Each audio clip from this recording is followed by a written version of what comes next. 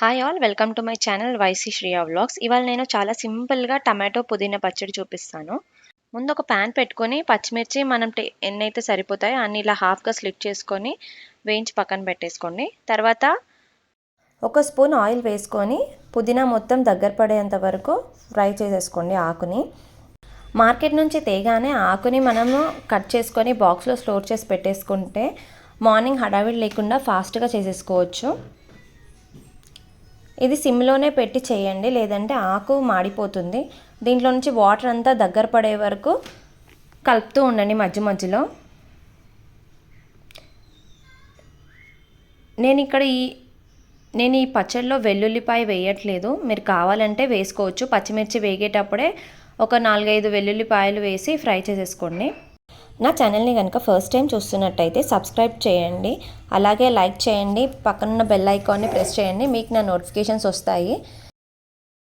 పుదీనా చాలా మంచిది పిల్లలకి, వీక్లీ వన్స్ అయినా మీరు ట్రై చేయండి. నేను ఇంతకుముందు పుదీనా రైస్ కూడా పోస్ట్ చేశాను, అలా అయినా చేయండి, లేదంటే ఇలా పచ్చడిలాగా అయినా చేయండి.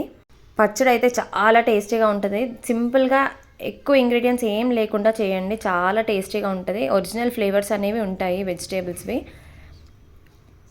చూస్తున్నారు కదా, పుదీనా కలర్ చేంజ్ అయింది, వాటర్ కూడా మొత్తం ఇంకిపోయింది.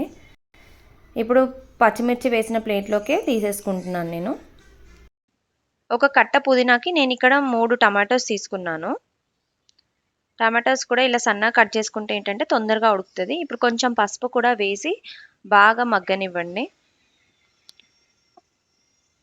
ఇలా టమాటాస్ ఉడికిన తర్వాత కొంచెం కొత్తిమీర కూడా వేసి కుక్ చేయండి.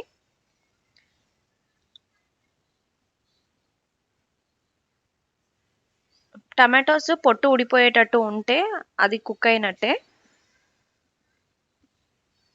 ఇప్పుడు చల్లారనివ్వండి. ఇవన్నీ చల్లారిన తర్వాత ఒక మిక్సీ జార్లోకి ముందుగా మనము పచ్చిమిర్చి పుదీనా పేస్ట్ వేసేసుకొని, అలాగే ఒక స్పూన్ జీలకర్ర, తగినంత ఉప్పు తక్కువే వేసుకోండి, ఎప్పుడైనా కావాలంటే మళ్ళీ వేసుకోవచ్చు.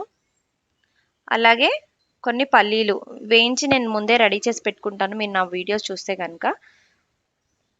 కిచెన్లో ఈజీగా అయిపోతుంది ఇలాంటివి చేసినప్పుడు. ఒక గుప్పెడు పల్లీలు వేసుకొని గ్రైండ్ చేసేసుకోండి. ఇలా కోర్స్గా గ్రైండ్ చేయండి, ఆన్ ఆఫ్ ఆ ప్రాసెస్లో. తర్వాత చల్లారిన టొమాటోని కూడా వేసి గ్రైండ్ చేసేసుకోండి.